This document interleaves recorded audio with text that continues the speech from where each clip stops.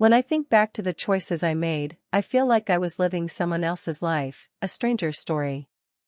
My name is Claire. I'm 42 years old, a wife, a mother, and until recently, I thought I had it all together, a good home, a loving family, and a peaceful life.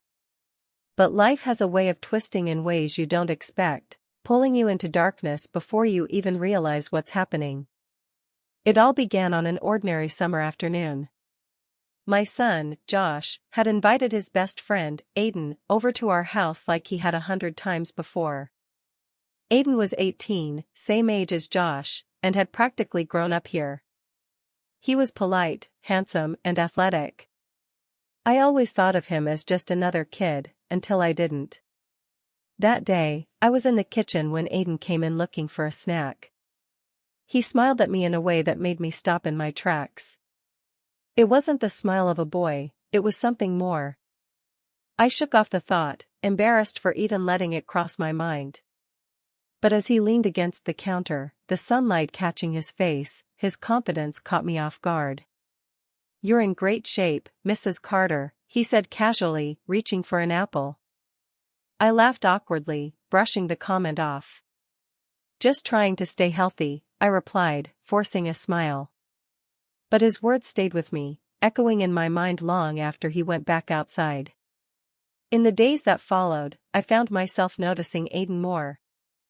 The way he laughed with Josh, the way he looked at me when he thought I wasn't paying attention.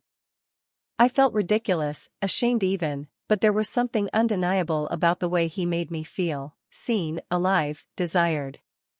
One evening, my husband, Mark, was away on a work trip.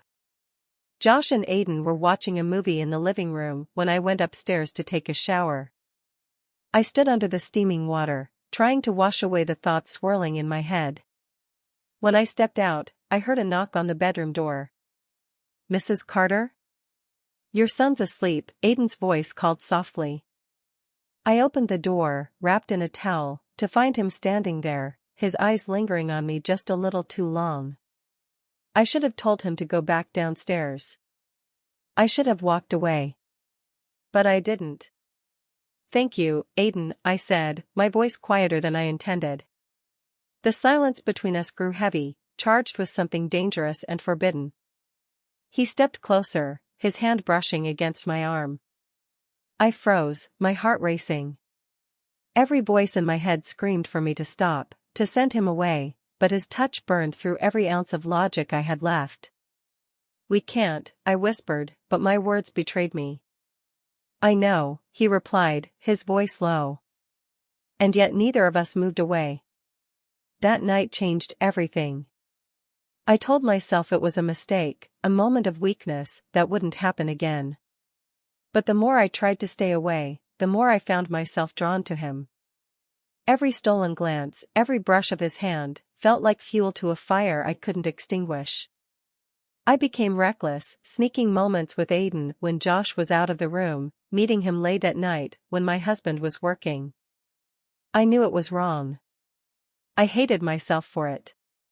But the way he looked at me, the way he made me feel, I couldn't let it go. One afternoon, Mark came home early. I was in the kitchen with Aiden, laughing about something meaningless. I didn't even hear the front door open. "What's going on here?" Mark's voice cut through the air like a blade. I froze, my laughter dying in my throat. Mark's eyes darted between Aiden and me, his face a mix of confusion and anger. Aiden stammered some excuse and bolted out of the house, leaving me standing there, alone and exposed. "Claire," Mark said slowly, his voice trembling with disbelief. "What have you done?" I tried to explain. I tried to tell him it hadn't meant anything, that I was lost and lonely. But the words sounded hollow, even to me. Mark didn't yell. He didn't need to. The way he looked at me, like he didn't even know who I was anymore, broke me more than any shouting ever could. He packed a bag that night and left without another word. Josh, confused and heartbroken, barely spoke to me in the days that followed. My family, the life I had built, crumbled around me, and I had no one to blame but myself.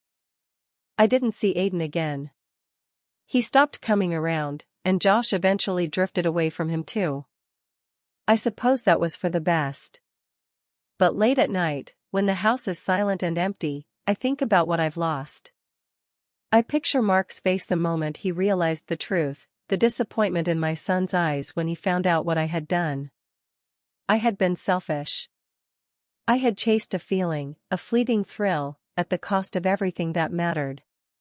Now, I live alone in a house that used to be filled with love and laughter. The silence is deafening. People say time heals all wounds, but they're wrong. Some wounds never close, they just scar over, a constant reminder of the mistakes you can't take back. If I could go back, I'd do everything differently. But life doesn't give you second chances. It only leaves you with the weight of your choices, and the hope that one day, you can learn to carry them.